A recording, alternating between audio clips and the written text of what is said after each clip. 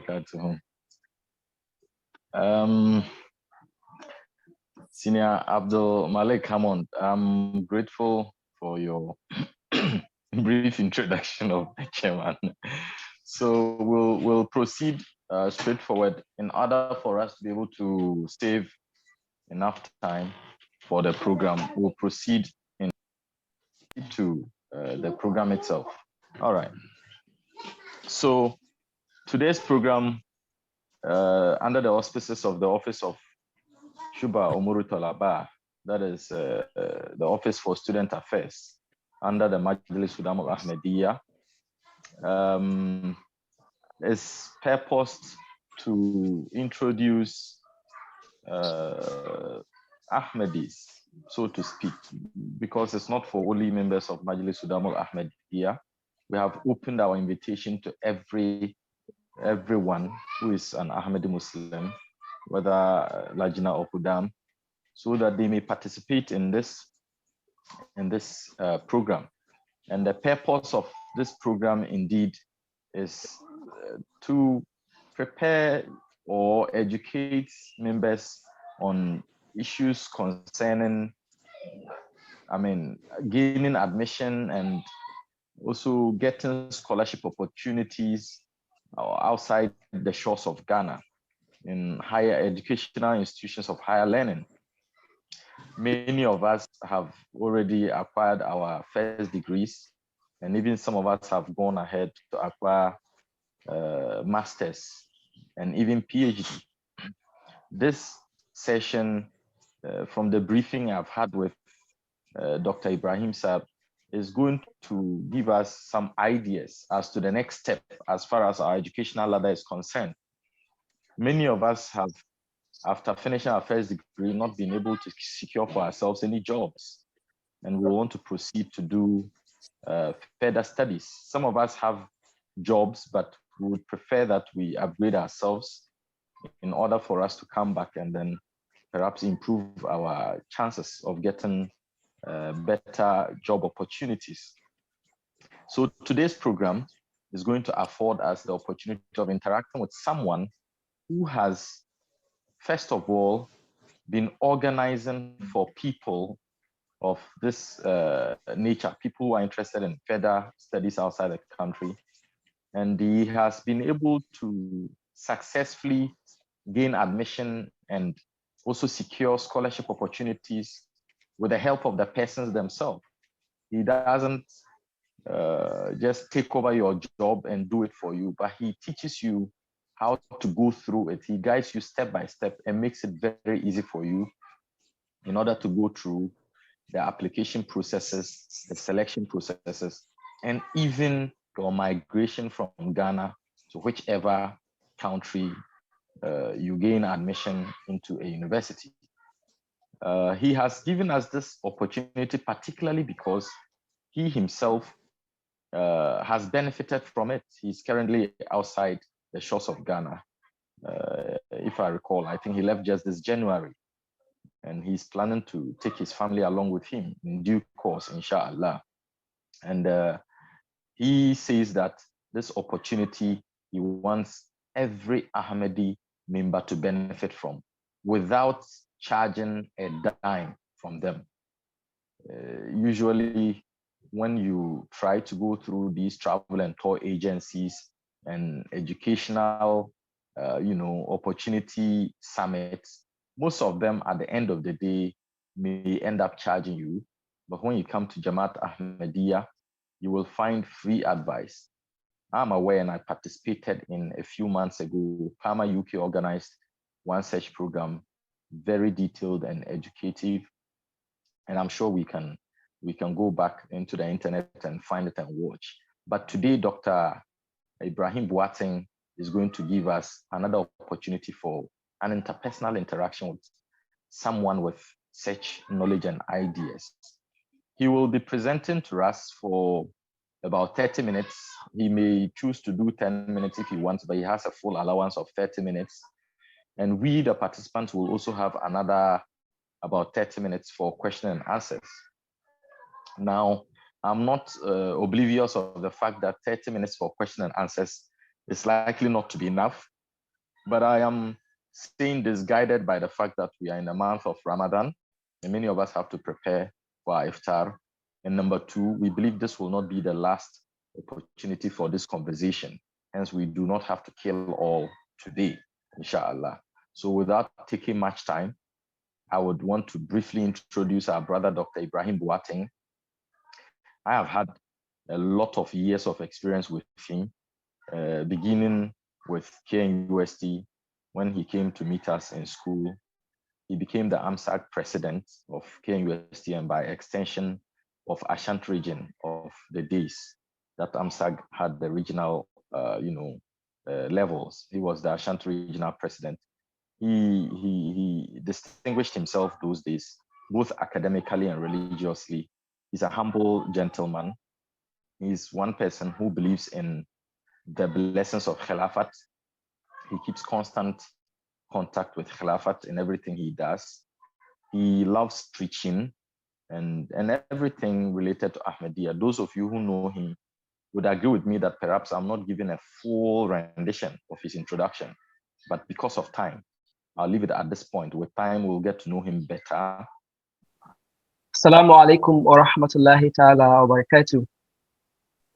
أشهد أن لا إله إلا الله وحده لا شريك له ونشهد أن محمدا عبده ورسوله أما بعد فأعوذ بالله من الشيطان الرجيم بسم الله الرحمن الرحيم كنتم خير أمة أخرجت للناس تأمرون بالمعروف وتنهون عن المنكر وتؤمنون بالله.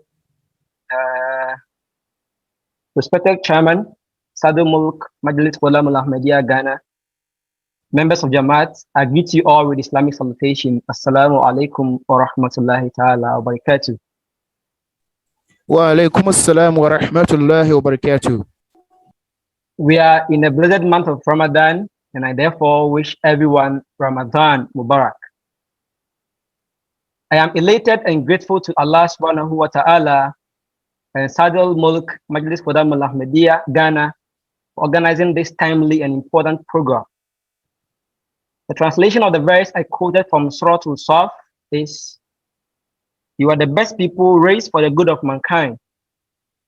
You enjoin what is good and forbid evil and believe in Allah." Sadr Sahib, we are not far from truth to say that Ahmadi Muslims are the group of people referred to in this verse of the Holy Quran. We can be the best raised for the good of mankind only when we learn and strive to excel in our various disciplines. The Holy Prophet Muhammad sallallahu alaihi wasallam is reported to have said, "Talibul ilmi farizatun ala kulli muslimin wa muslimatin." Seeking of knowledge is obligatory upon every Muslim man and woman. This hadith is a proof of Islam's equal treatment of men and women in matters of learning and acquisition of knowledge. Sadr Sahib, in the Holy Quran, Allah Almighty asks the believing men and women that can those who know be like those who know not? Therefore, it is obligatory upon every Muslim man and woman to try achieve an outstanding position in the fields of both secular and religious knowledge. Sadr Sahib, according to research, the main obstacle that hinders students realizing their academic dreams is financial challenges. And it is worse now when COVID-19 pandemic has jeopardized the national and global economy. We are aware also that some countries like UK, Canada, and US have bounced back quickly to restore their economies. Having realized the importance of seeking for higher studies being crucial irrespective of our financial challenges, we therefore have to search for various forms of funding to help us achieve our career goals and reaching, inshallah. Sadr Sahib, studying abroad is an ardent desire of almost 99.9% of every student in our JAMA'AT. But unfortunately, the way forward is not apparent to them. For the sake of time, I would like to focus on applying to US schools and funding opportunities available. And I hope and pray that by the end of next year, Ramadan, inshallah, at least 30% of our members who are eligible will join me in the US pursuing their dream programs, inshallah.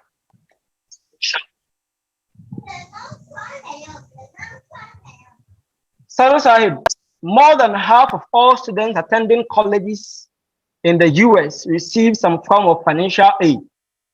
But this financial aid, if you are not aware, you may not be able to have full benefit of them. I'm therefore honored and grateful to present to you the way out. Sadr Sahib, in fact, the journey is not easy. And without the help of Allah, hard work and perseverance, getting funding for your college education in the US will be difficult. Before I talk about the available source of funding that Ahmadi Muslims can leverage on whilst they want to pursue higher studies in the US, I would like to elaborate on cost of attendance, the expected expenses that one may incur when you want to pursue higher studies in the US. The first expenses that you may incur is tuition and fees, which according to the report I'm having, the average amount that you may spend on your tuition and fees is not less than $16,000 for the academic year. And this will depend from one school to the other, alongside with one state to the other. Another expenses that you may incur is room and board. Another one is books and supplies, transportation, medical insurance, personal expenses, and others. And all these expenses, as I said earlier, would differ from one state to the other and also from one school to the other. Medical insurance is very expensive in the US. So when you come here and you don't have a scholarship, you may not be able to pursue your dream career.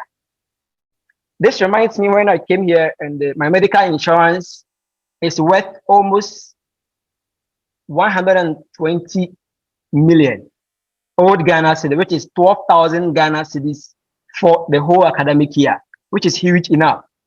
So this tells us that indeed, if you want to study in the US without having funding, it will be practically impossible.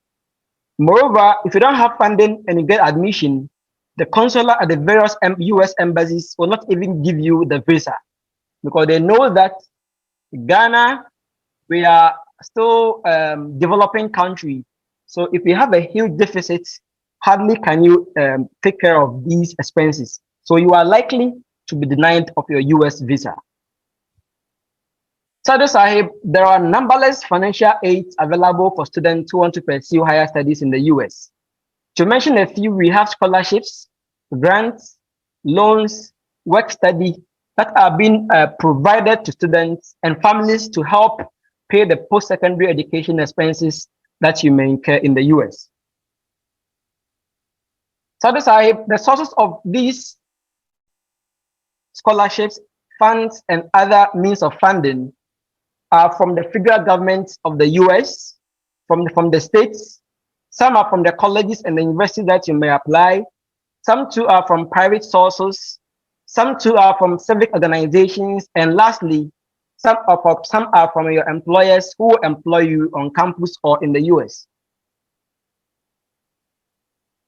Sadr Sahib, according to research, there are more than 1,100 scholarships available at US universities for international students for every academic year.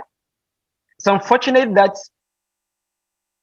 for about 6 to 7 years ago, when we were at the university, most of these scholarships we were naive at. And it's unfortunate that most of our Ahmadi brethren in Ghana were also naive about. And it's about time for us to help our fellow brethren so that they will be conversant about these scholarship opportunities so that their dreams will not be, a thing of the past. These scholarships provide average monthly stipend of $2,000 to those students who will win these scholarships, along with tuition and fees waiver. Accommodation charges are also being paid for you, health insurance, and also travel allowances. So these scholarships that are very competitive, if we're able to get it, these are the package that you'll be exposed to: monthly stipend, tuition and fees waiver, accommodation charges, health insurance, and your travel expenses. Sadr Sahib, to mention a few scholarships that are available, where later on I'll send the link onto the chat box so that fellow members can also have a look at. The scholarships that I would like to make mention of are Fulbright scholarships in the US, where most of the schools who are into partnership with this scholarship organization, students who are eligible, when they apply and they get it, they can attend their undergrad, their master's and PhD programs in all the schools that are into partnership with this scholarship. And that scholarship is Stanford University Scholarship. We have Yale University Scholarship. We have University of New Haven Scholarship. We have University of Memphis Scholarship. We have University of Minnesota Fellowship, and many more. Lastly, I'll mention MasterCard Foundation Scholars Program. This is one of the scholarships that personally I have been able to benefit from their benevolent act towards humanity. And when I was in Ghana through my 6-year program at KNUST, I was fully funded by this very scholarship package. And I think that it's about time for my fellow brethren to also be conversant with the entire eligibility criteria, so that when they qualify and they get this very offer, in fact, it will really help them achieve their career goals. Sadr Sahib, almost all these scholarships I have made mention of, they give full funding. It's a full comprehensive scholarship that they give to applicants who are eligible and who qualify and they get a scholarship. In fact, flying from Ghana to the US in and out within a year will cost you more than $5,000 within this very academic year. If you convert this money to Ghana cedis, it will really do a lot of things in Ghana for many Ghanaians. Aside that the traveling expenses that they will take care of it for you, they also give you monthly stipend on an average of $2,000. They also make sure they provide all necessary medical insurance that you need. They also provide you accommodation and other items or other packages that will help you proceed on the academic ladder. And all these scholarships, they are offered for undergraduate programs, master's and PhD programs. And when I send the link to you, members can check the eligibility criteria and the process of application on their various websites. Aside these fully funded scholarships, Sadr Sahib, there are other funding opportunities that my fellow brethren can also leverage on. That one, or those ones, are not fully funded scholarship, but at least they'll take care of your fees, they'll give you monthly stipend, and you take care of your health insurance, your accommodation, and other expenses. But because they give you monthly stipend, this money can be used to pay your program fee, your health insurance, your accommodation, and many more. So these scholarships or these funding that I'm making mention of is teaching assistant positions that you may get. We have teaching scholarships. We have international merit scholarships. We have creative arts scholarships. We have campus job opportunities. And lastly, student loans that you may leverage on. For student loans in the US, when you get student loan to fund your education, You will pay it only when you are done with your master's or your academic career, where when you are fully employed in the US, you pay the money back in bits. Sadr Sahib, I would like to elaborate on the entire process, step by step, from A to Z, how one can apply for school in the US and also apply for these scholarships or related funding. First of all, you would have to check the schools on the internet or the university websites or from friends and relatives who have or who are currently enrolled in those schools. If you're able to get in hand, if you're able to get, if you're able to be well informed about the schools, then you check whether your programs, the program that you want to offer, are part of the program that the school, enrolls or not. If you are fortunate that the program that you want to pursue is part of the program that the school enrolls, then you proceed by making sure that you check on the university websites whether there is any scholarship available or funding or assistantship. You also check whether there is any English proficiency requirement that you have to get. For example, IELTS or TOEFL or GRE and JAMA'AT. If you're able to get all this information, then you proceed by requesting for application fee waivers. Because applying into university US schools, you would have to pay the application fee, which sometimes become challenging to Ghanaians. So there is another way out for students to request for application fee waivers.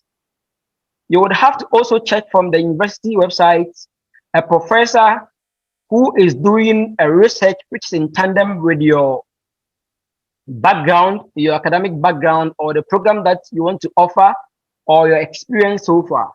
For example, you are a pharmacist, you want to go into public health where you go and research into tropical infectious diseases, and you want to go to University of East Tennessee, then you have to make sure that you check on the university websites the professors doing this research, which is in line with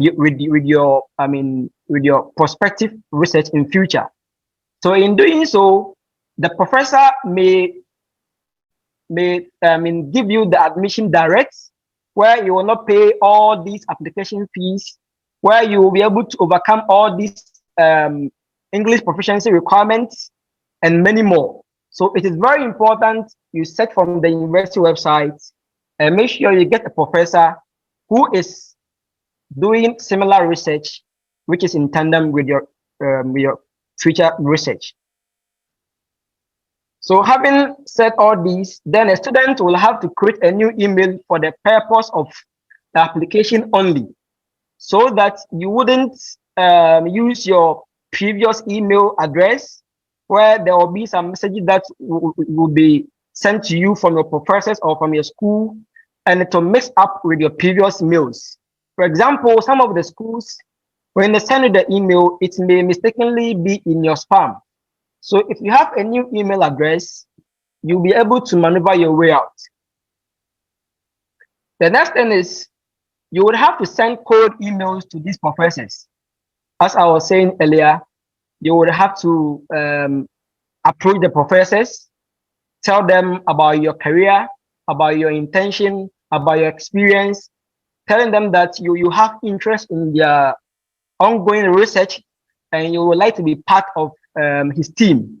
And in doing so, the professor, after you have been able to write a cold email to him, the professor may absorb you outright, where he will make sure he will communicate with the graduate coordinator and will make sure that all these process that you have to go through, you'll be able to overcome all of them without any problem.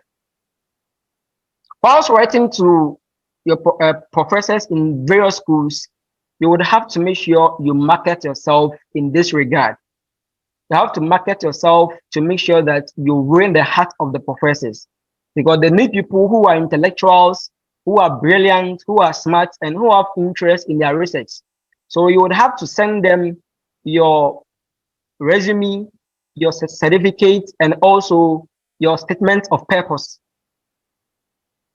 Someone may ask, what is SOP or statement of purpose? This is an academic writing which explains or which tells somebody who wants to employ you or who wants to give you admission, I mean, your academic background, your experience so far, and how you can also put your knowledge into paper. So having said this, you would have to make sure that you read on the admission requirement from the university website and get them ready.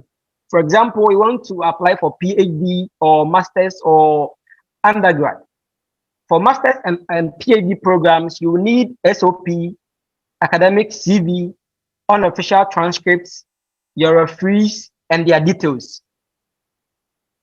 For getting a reliable referee is very, very important for you to get admission and also get funding. You have to make sure that you inform your referees earlier.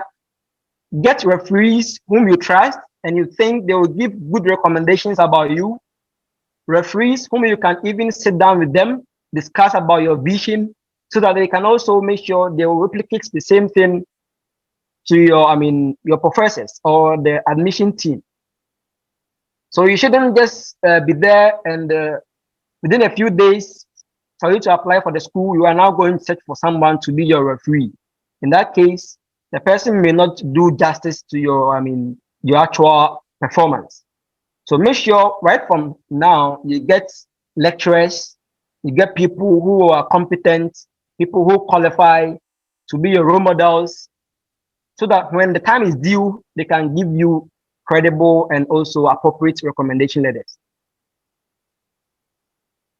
As I said earlier, you would have to make sure you do your best to get application fee waivers, because the application fees are in dollars and sometimes it becomes very difficult for us to afford them.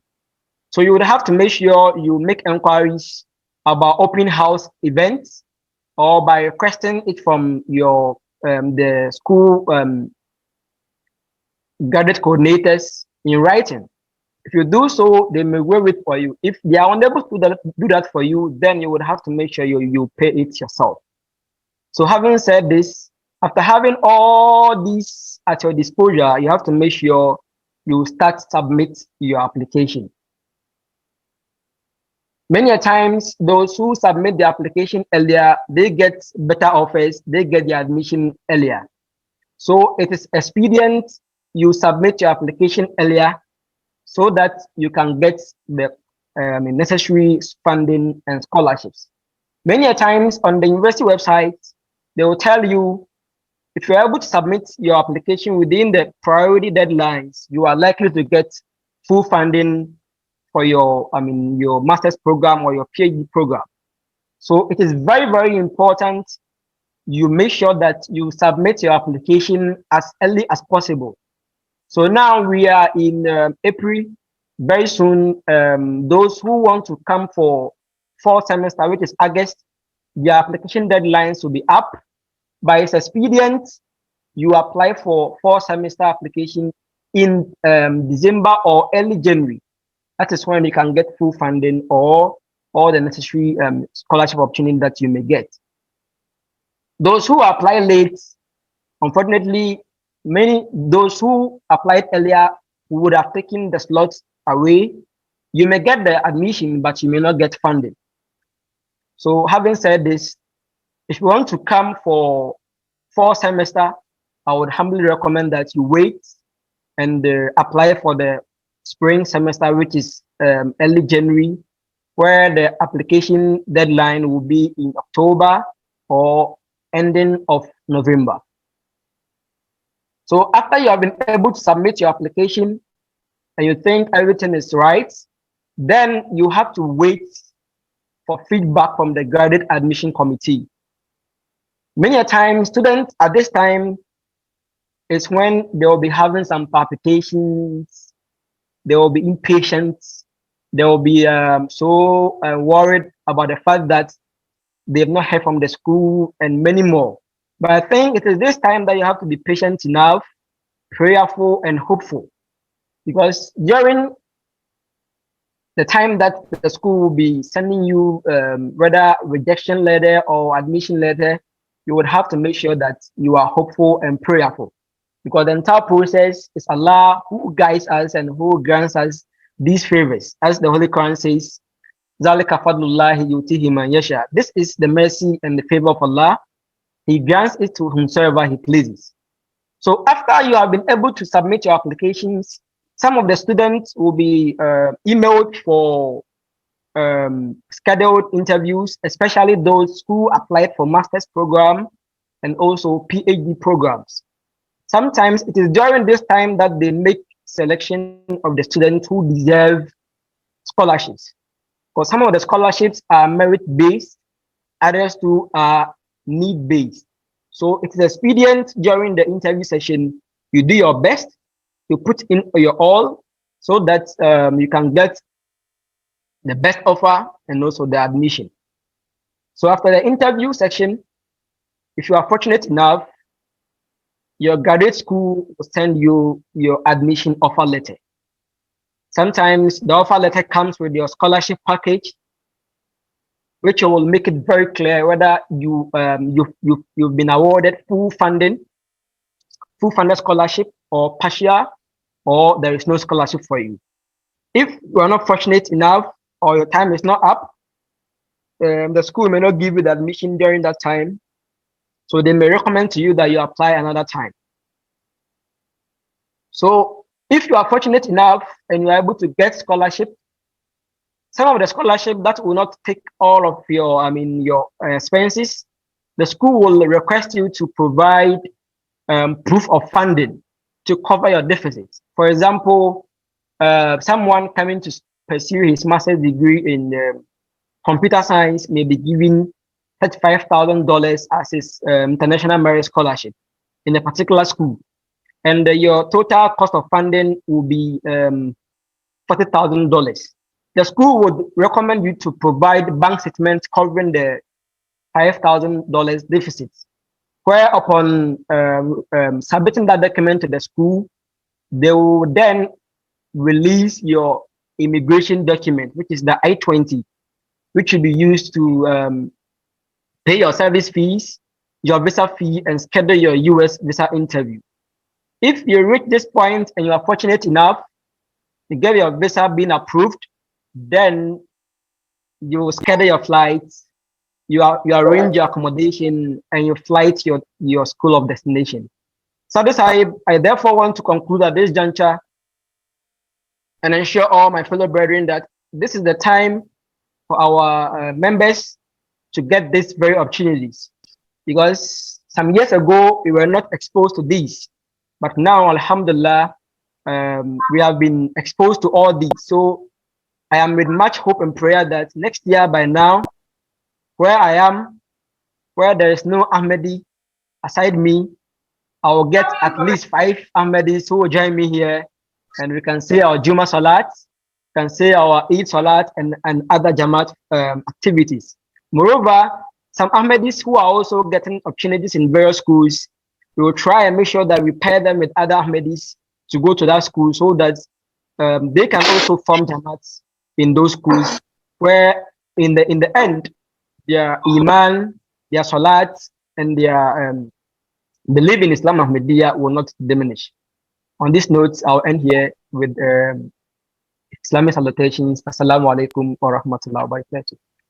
Wa alaikum assalam wa rahmatullahi wa barakatuh. Wa alaikum assalam wa rahmatullahi wa barakatuh. My brother, we are most grateful for your summarized presentation. Indeed, we have saved a lot of time from your presentation so that we may be able to take most of them for the opening for the question and answers. So, first of all, I would want to mention that you are encouraged to write out your questions on the platform, the text platform, where you can chat on Zoom. So if you write out your questions, we can read them out for them to be answered appropriately we are going to discourage the oral question answering, question asking, because it tends to take a lot of time. And because of our preparation for iftar, we go straight to the questions. Someone asked a question that, please, I would like to ask, what of those of us who do not have GRE, IELTS, and TOEFL, etc.? Those are the languages, tests. Will it be possible to get schools in the US or Canada? If yes, what schools are available for business students? But fortunately, Brother Wali Yabua gave a brief response to this. He says, yes, you can get scholarship without writing these exams. Most of the schools and colleges are waiving these exams. So don't worry about it. We will help you apply for those schools. So that was a quick response to that particular question. Dr. Saab, do you have anything to add, or we can go to the next question? Yeah, Sadr Saab, I would like to add a few to what my brother Wali All right. say. So before the advent of COVID-19 pandemic, most of the schools in the US were requesting for these English proficiency reports. But after the advent of COVID-19, they have been able to waive most of these requirements. But I would say that most of the scholarships that are fully funded, like Mastercard Scholars Foundation Scholars Program at Berkeley University, they still request for this so that they can separate the men from the boys. So I think that you would have to consider the school that you want to apply or the scholarship you want to apply. If the scholarship is requesting for this, you would have to do that. Yeah.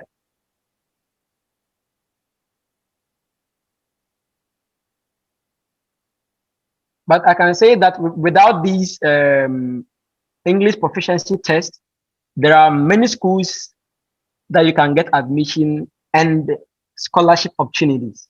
Yeah. So it depends on you. If you have these tests available to give you an advantage. Yes, that is all. MashaAllah. MashaAllah. Jazakumullah. We are grateful for the explanation.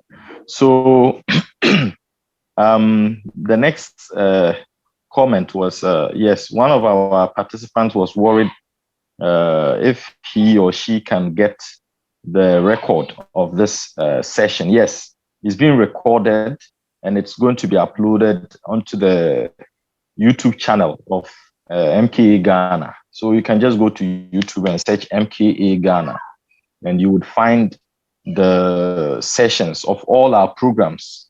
And indeed, this particular opportunity, Scholarship Opportunity Summit, will also be worked on in a few days and uploaded there, inshallah. So you can go to that channel and then subscribe. Once you hit on the subscribe button, each time there's a new content, I'm sure you will be notified. Then you can also benefit from our content fully. The next question, Dr. Saab, is please, can I apply with my diploma in IT, document and photography? Diploma in IT, document and photography. So essentially, can he apply with diploma to any of these institutions you are talking about in the US? Jazakallah. Amen. Sadr Saab, I can say that the US, they have schools that they take diploma, holders. In fact, in the US, they have numberless schools that you can apply with your diploma or with your HND degree, so or HND certificates. So those having diploma certificates are not left out. They can apply for a degree program where the school will make sure that all the courses that they have offered so far, they'll waive it for them when they are coming to do their degree program.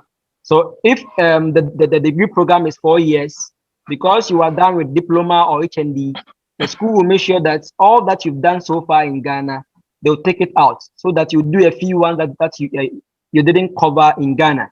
so that within 2 years you can finish your bachelor's degree and you can proceed. All right. MashaAllah.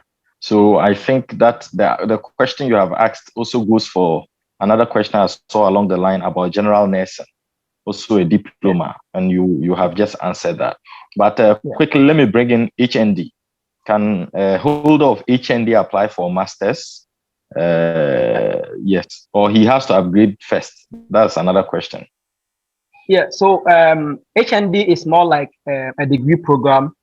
So when you apply to the school will negotiate with you so that the course that you didn't do, for example, you did HND in dispensing technology at maybe KSTU. So you want to come and do pharmacy at one of the schools in the US. They'll make sure that the courses that you did, where when you start your pharmacy program here, you do the same courses, they'll take that one out. And they'll make sure that the one that you didn't do, you continue and accomplish your academic career. MashaAllah. Yeah. Jazakumullah for those quick, brief, detailed answers. The next question is, Assalamu alaikum wa rahmatullah. Are the referees supposed to be lecturers only, or any reputable person in society can serve as a referee? Jazakumullah.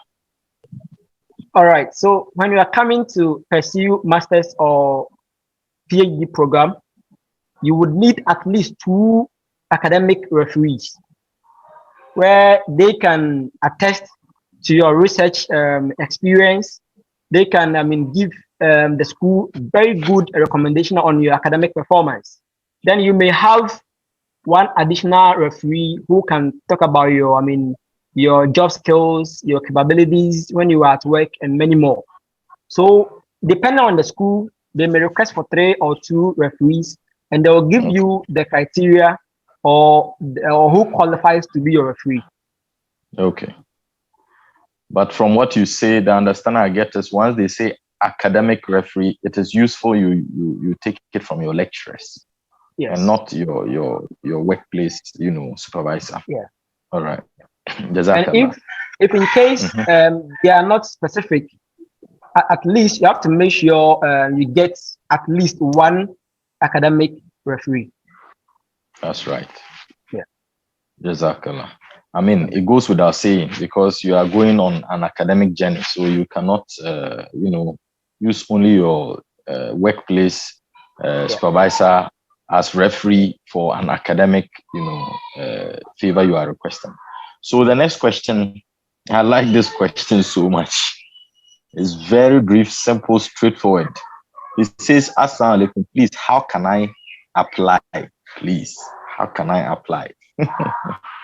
All right. I want to assume you have to answer the question in 2 phases. How can I apply for a school, number 1? And number 2, how can I apply for a scholarship?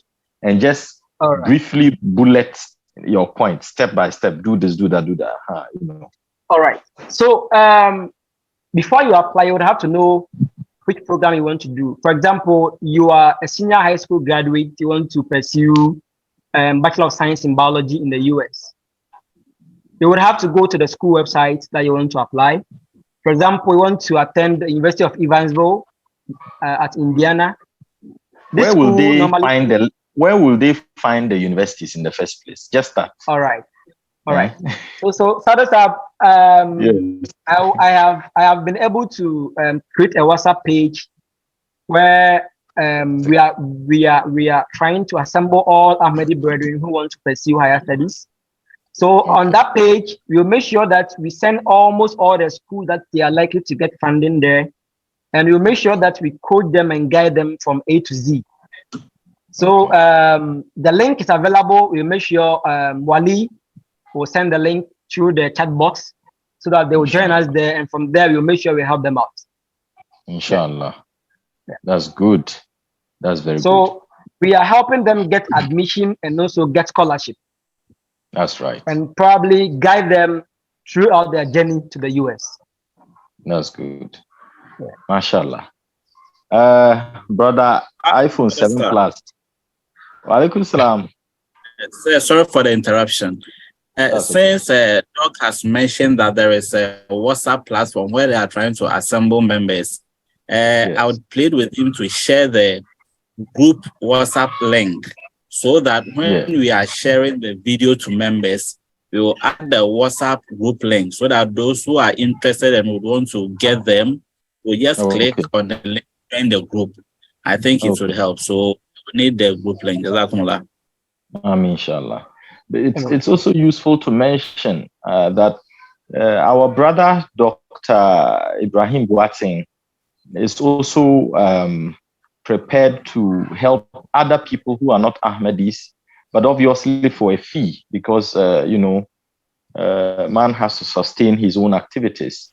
So whilst he's doing this for free for Jamaat members, we are going to have to, let us all know that if you have a friend or a relative who is not a Jamaat member, let the person know that the help is still available, but it may be at a fee, not an outrageous fee, but at a certain fee. And so even if they join the platform, I'm sure along the line, as your work is going on, you will have to declare. If you don't declare, you would be, discovered not to be a Jamaat member. And then obviously you have to have another conversation with Dr. Ibrahim Boateng. So let's take note of this. I'm sure there are people who may even participate in this program who may not be Ahmadis. I'm just giving them this information so that they know that it's free for Ahmadis. It may not be the same for every other person. The next question briefly is, Assalamu alaikum. With the requirements you talk about, if the university you attended in Ghana here gave you a proficiency English certificate, is it necessary to still write a proficiency test? Yeah, Sadr, the truth of the matter is that Ghana is part of the countries where English is our medium of exchange or communication in school. Yes. So practically, most of the schools in the US do waive English proficiency tests for students. But sometimes they would need to separate the boys, the men from the boys, so that you can be qualified for huge scholarship opportunities or funding. So if you don't have IELTS or TOEFL, you may leverage on the English proficiency report that the schools, MKA University or your tertiary institution or high school give you. And I think most of the schools will also, accept that. Okay.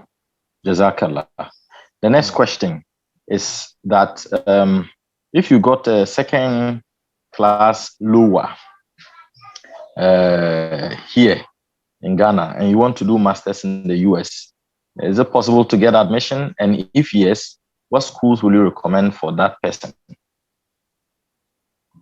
All right. So there is a good news for all our members on board here, and those who are also willing to join us in future on the WhatsApp page, that all those who did pursue their undergraduate program at KNUST or any university in Ghana, irrespective of your CWA or GPA, there is a good news for you. Many people have a notion that if you don't get good CWA or GPA, you cannot get admission in the US or with funding. It's never true. In the US, they don't only consider your GPA. They mostly focus on your academic resume and your SOP.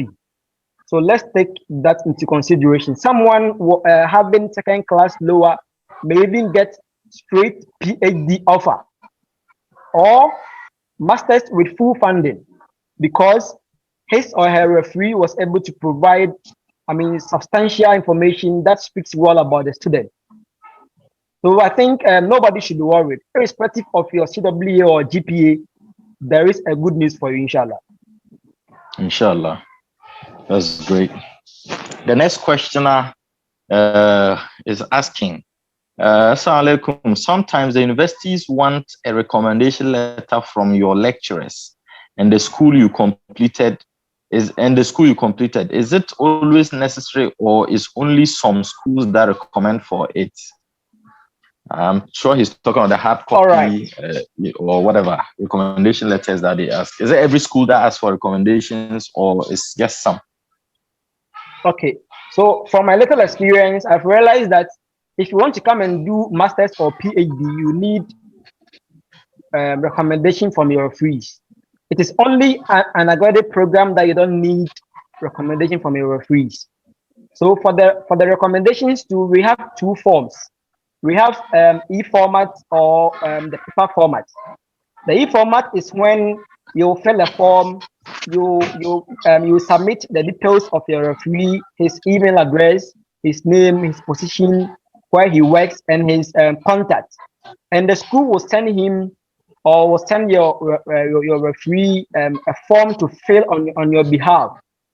And the other option is when you request for a paper, or a written or a typed recommendation letter to, that one is available. But many times I recommend that you select the e-format, which is very fast and gives a response as soon as possible. All right, mashallah. Jazakumullah. The next comment is, I would like to suggest if we can train few members in the various stages of application so they can assist more members in mode of application funding. I think the suggestion can be given on the WhatsApp platform that has been put. Yeah. Jazakallah. So I think yes. we have that. So currently on the WhatsApp platform, myself, Wali Yabua, and other members have been informed, and they have officially accepted to join me so that we can help abreast ourselves with the entire process, and we can also help JAMA'AT members. Okay. So you are suggesting that Wali Yabua is also out there with you people? Yeah, Wali is there, and Muzaffar and other people here.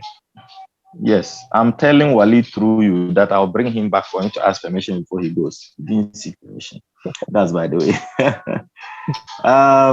Yes, another person's comment is, please, the list in the group is requesting for those who are not having passport. So please, those that are having their passport already, what are they supposed to do? All right. So what we are trying to do right now is we want to make sure that everyone is prepared for this opportunity, making sure that you have a passport, you have all the necessary documents set. So we thought it wise that those who are not having passports, but they have birth certificates, we will list all their names, then we will assemble them so that they can get their passports within a few months, so that they won't have any problem with the application process. Okay. So if you don't have passports, but you have birth certificates, then you should be on the list. And very soon, Wali Yabua will be taking care of them, where there is an Ahmadi who can help us so that they can get their passports within a few number of days, inshallah. Inshallah.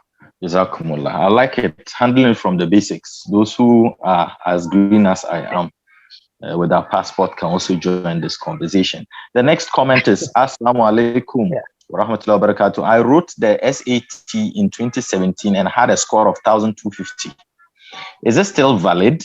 Can I still use it to apply as an undergrad in a school in the US? Is there an age limit for undergrad applicants? And in case I apply, can I get a full scholarship? Hey, this one here is packed question.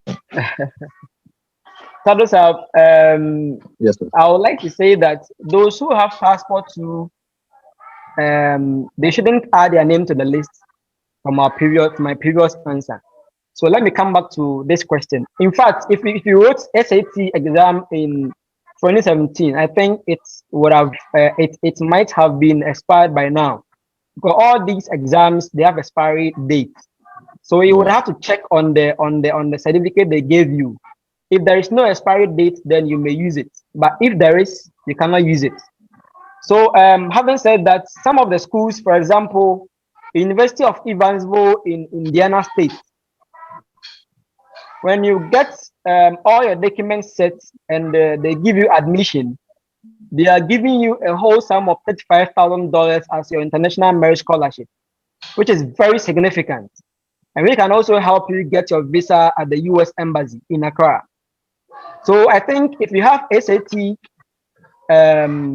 test results with you and you want to do any science related courses, you may get at least 70% scholarship. So when you come to campus too, you will get campus job to do where it can help you pay for your deficits, and back home your family too can support you so that you can clear all your deficits within your year of studies. MashaAllah. The way you're making things sound easy, I'm beginning to get interested myself. I have also seen some of my colleagues, the comments they, the questions they're asking. Anyway, let me say that this gentleman asks a question. Is it a man or a woman? I'm not sure. iPhone. It says that can someone apply with postgraduate program? I don't understand the question, but just in case Doc understands, can someone apply with postgraduate program? Yeah, not I think. For, but with. Yes, I think the person wants to say that after you are done with your master's program, can you apply? Okay. Yeah, I think so. So when you are done with your master's program, you have a higher chance of getting PhD. And I can say that even if you are done with your master's with your undergraduate program, and you apply earlier, you may get PhD straight out, where you get full funding. So PhD, sponsorship comes with, fee, tuition and fee waiver, plus $30,000 stipend within the academic year, and other, benefits. So I would entreat that all those who have the strength and capabilities to pursue straight PhD, they should go for that. Because studying in the US is not easy as we think in Ghana. So, but if we can endure the pressure and come and do straight PhD from your undergraduate program, I think that one will be the best. And if you are done with your master's program too, you have two options. It's either you do another master's program or you do your PhD straight out. So it depends on your capabilities and your strength. Okay. Jazakallah. Another question is, Assalamu alaikum, can we get a list of schools that will waive off application fees in the USA? Very important. So all these lists will be available on the WhatsApp platform. Great. So, yes. So we cannot put them here because that's okay. The list cannot occupy this very space. So when you reach out there, inshallah, all these schools will be available. But from the onset, University of Evansville, Indiana, is having free application waiver, and other universities. Okay. So I think as we move on, you'll be content with these schools. Inshallah, that's fine. Yes, someone asked, what about those of us whose passports are expired? I think it's as good as that. Just add your name to the list because you have to apply for another one. Yes. All right. Another person, Dr. Saab, Assalamu alaikum warahmatullah. Please, I'm interested in offering my master's degree in the US and securing a slot to stay and work there. What are the procedures, please? I think you have to join this WhatsApp platform. All right. I think this question is very important. Yes. The good news for everyone is anyone who gets the chance to come and study in the US, whether undergrad, master's, or PhD, you have more than 50% chance of staying here forever or getting permanent residency permit. So as a pharmacist, to write exams to become a permanent qualified pharmacist in the US. And right from there, you have the higher chance of getting your green card. So there's a good news for everyone who gets US F1 visa. When you come here, you can come along with your family, your dependents, that's your wife or your husband and children. So when they come here, with time, inshallah, you'll be able to imbibe in the system and you get your permanent residency permit. And finally, your green card, inshallah. MashaAllah. Oh, you're answering people's questions, Papa. The further questions coming. Yeah, this one, let me clarify. It says, I think it's a lady. Assalamu alaikum. Please, with regards to the compilation of those who do not have their passport, can we ladies add our names? Why not? I said this program is only organized under the auspices of Majlis Khuddam Ahmadiyya, but it's for all of us Ahmadis, whether male or female. So please be at liberty. There's no purdah in the names. Alhamdulillah. Dr. Sab, I hope that's permissible. Yes, it's permissible. I hope that the ladies can add their names. That's fine. Yeah. Yes. And then a lady asks again, please, how can we access the WhatsApp platform? Yeah, the link is just on top of us. If you join late, Doc, you can kindly put the link again, just in case the person joined late, so that you can join that link on the WhatsApp group, inshallah. Then, yes, my brother Wali has spoken again. He says, Doc, your English has changed, pal. Just 3 months in the US and you're already slipping around. Oh, God. Alhamdulillah, I like that. So, Wali also adds, apart from the Evansville that Doc mentioned, Wali also asks Tulane University and Clemson University. They are also waiving application fees. Another person, Assalamu alaikum, Dr. Saab. Please, what if you have applied for the passport, but you haven't received it yet? It depends on which stage you have reached. If you have already taken your biometric, whatever stage you have, you just communicate to Doc and Co. Yeah. And then they will get you hooked up with the link, inshallah. It will be helpful to you, whichever stage you are. Then another lady asks a question. Assalamu alaikum. Please, Sadr Sahib, it's not Sahiba. I am Sadr Sahib. I would like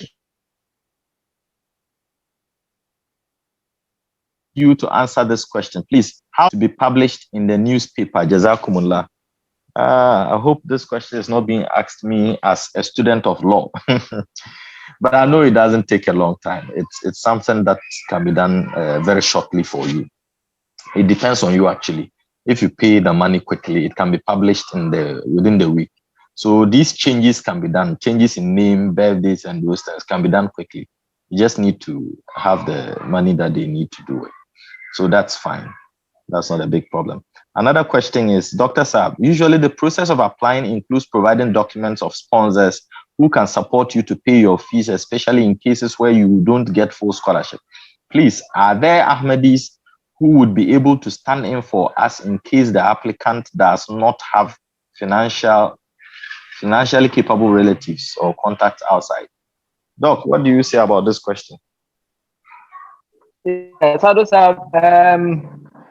Many times during this stage, some of us, we become a little bit, disadvantageous because we didn't get anyone who can give us his bank statement to serve as our sponsor. So we leverage on bank statement from agents. So when I was coming, because I wasn't having full funding, I did pay for a bank statement from an agent, which was legit and appropriate, and I was able to secure my visa with it. So I can assure everyone that when it reaches that stage, we will be able to get you bank statement from a credible source where you will pay something small. Inshallah, that's fine. Okay. The next questioner, I think, is asking the question on behalf of, or perhaps himself is not really in Ghana now. So the question is, can other Ahmadis be coordinated into this program? I mean, Ahmadis from the sub-region, West Africa. So, Dr. Saab, do you have any comments on this? Yes, I think the vision is to make sure that JAMA'AT Ahmadiyya Ghana and globally improve from one form to the other. Because there is a vision that if our JAMA'AT members are enlightened in their various professions, they will be able to help impact on JAMA'AT in various ways. So collectively, we are open to receive anyone who wants to help us help our fellow brethren, so that every day, because I told one Ahmadi woman that I have a vision where at the end of the next 2 or 3 years, by the time you are coming for Jal Salana in Ghana, Ghanaian Ahmadi Muslims who are in the US, we all charter more than one flight, which will be, which will fly from New York City or any international airport in the US to Accra, where we all assemble ourselves to attend Ghana Jal Salana. So I think the vision is too big to the extent that you will include almost everyone who wants to participate, improve JAMA'AT, Ahmadiyya in all aspects of life. Nare Takbir. Allahu Akbar. So I have people shouting Nare Takbir on the platform. That's why I have also read it out. Yes, so at this juncture, I think I'm convinced I have to join that WhatsApp group with the things you are saying and pray that we are successful in our vision. So, yes, we'll be closing in the next maybe 10 minutes. But the next question is, I think this question is too personal, but he says, Assalamu alaikum, please, what are the necessary requirements for a physician assistant who just completed recently with zero experience in working and would want to pursue medicine? Jazakallah. So I don't know if you can join the platform and then have that conversation with you. Yes.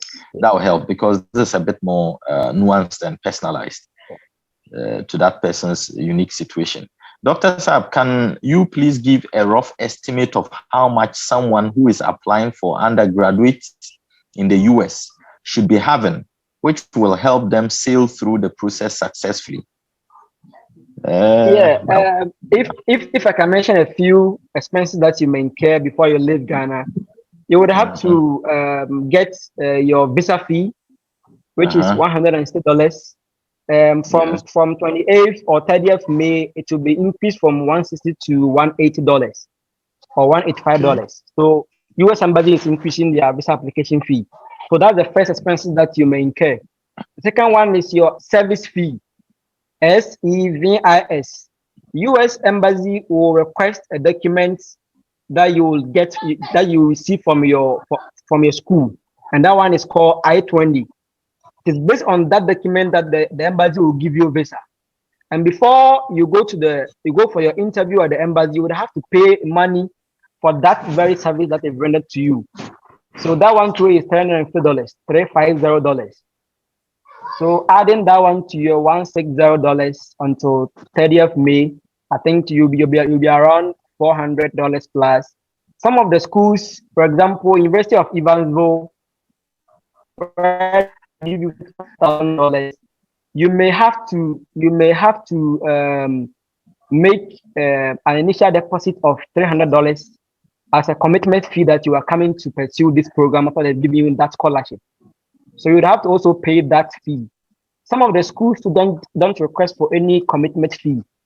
So aside this, then you would have to maybe get a bank statement, which is 1,000 Ghana cedis from the agent. Then lastly, if everything goes through and you get your visa, then you book your flight, which is not less than $1,005 for only one way. Then I think that one is okay. But before you reach there, because by the time you reach there, even if you are having campus job or GA position, you may not receive salary in the first month that you go. So it will be expedient to get at least, if possible, $3,000 with you, which will be approximately 300 million Ghana cedi, so that I can help you get accommodation and also pay other expenses. And let me assure you that this money that you are coming with, within a few months or a few years, you get the money back and you give to the person that you get the money from. MashaAllah. Great.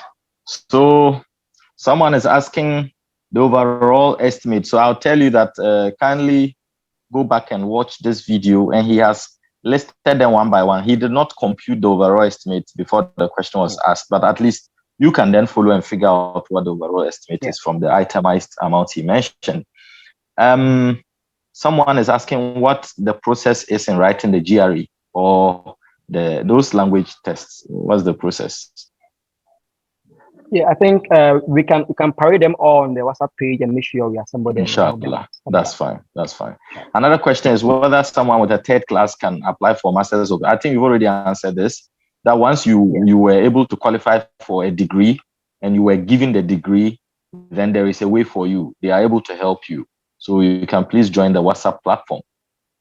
So someone says, Assalamu alaikum. I want to know if those of us with passport and other documents can be assisted in our application process. Yeah, just join the WhatsApp page. If you have passport and other documents, it only means that step. You will be saved the headache of that particular step.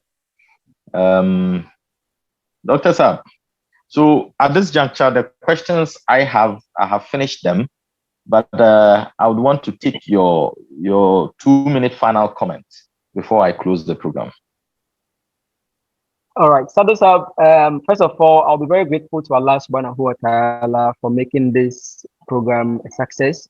And I also appreciate your significant contribution towards this very program. And let me assure you that JAMA'AT Ahmadiyya Ghana will move from strength to strength if majority of our members are in top positions. This reminds me about a few, top Ahmadis in the UK and US. We have Dr. Zahid Khan in the UK, who is a top, dentist, who is doing very well in, JAMA'AT Ahmadiyya and also secular world. So I think that if we're able to help our members get, higher studies in the US and other countries where they don't forgo their iman. Many a times when they travel to the US, due to the pressure here, due to the, freedom here, they start with their iman starts reducing, and later on they stop praying. So I will say that if you think that you are not religious enough and you think you are coming to the US to seek for greener pastures and you think life will be better for you, let me assure you that it's never true, because here there is depression. So when you come here and you are not prayerful, you are not religious, and you don't mingle with Jamaat activities, trust me, your staying here will not be successful, and it will be better you stay in Ghana. So my last message is that all Ahmadi members who are capable, please let us join on the WhatsApp page. We will make sure a team of men will help you out, so that next year by now, if you're able to organize the program again, many people will be in the US who may take this position, who may do this, and I will be at the backstage watching them so that they can also help impact on many Ahmadis. Jazakumullah khair, Sadr Saab. MashaAllah. Wa yakum. We are very grateful, Dr. Saab, for your presentation, for the details, the brevity, the down-to-earth manner in which you answered our questions. I believe there are more questions that people would come up with. I've even seen a few going around, but I'll just advise that they join the WhatsApp platform and then they will get their question answered. And I have stated from the beginning that it's not for only Khuddam, but even Lajna can benefit from this opportunity, inshallah. We are all members of Jamaat. Doc has even assured us that people from beyond our borders can equally participate on the WhatsApp platform, and whatever experience they have, they can give you, and inshallah, you should also be able to benefit from it. I would want to, before closing this program, also run by all of us that we as Khuddam, we have regular programs that you may all want to participate in. Apart from joining them live, you can also go to our YouTube channel, MKA Ghana. You can subscribe, and whenever there is a new content, you are likely to receive a notification and you can benefit from them. Some of the programs we do, we just did one today at 2 p.m. and it was Inquiry into Faith, the Ahmadi Perspective. This is a tabligh program in order to help us to prepare for how to preach and then essentially know the issues that are involved in preaching. We all have responsibility to preach. So you will get very brilliant missionaries and preachers training us on how to preach. The other programs include marriage question and answers, which is done every Thursday and Saturday at 3 p.m. During this Ramadan period. So we should all endeavor to participate and ask all our questions on marriage. We will come up with other virtual programs. We would advise that you all hook up on the various platforms of MKA, and whether you are a man or woman, you are allowed to participate. I'm grateful to all members of National AMLA. I'm also grateful to my brother, Senior Osman Beidu, the headmaster of Omena Amas. He's a regular participant in our programs. We appreciate it so much. I'm also grateful to Palmer UK for their continued support all the time. I'm grateful to the Department of Umuru Talaba who organized this program, and the other departments, including the Tabligh and then the Rishtanata departments, for the beautiful programs they are doing. I wish you Ramadan Mubarak to all of you. I shall now humbly call on brother, the Umuru Talaba officer, brother Hammond, to give us a closing prayer so that we'll end the program. Assalamu alaikum wa rahmatullahi wa barakatuh. Wa alaikum assalam wa rahmatullahi wa barakatuh. Please, we are much grateful to you all. Can you join me in a silent prayer?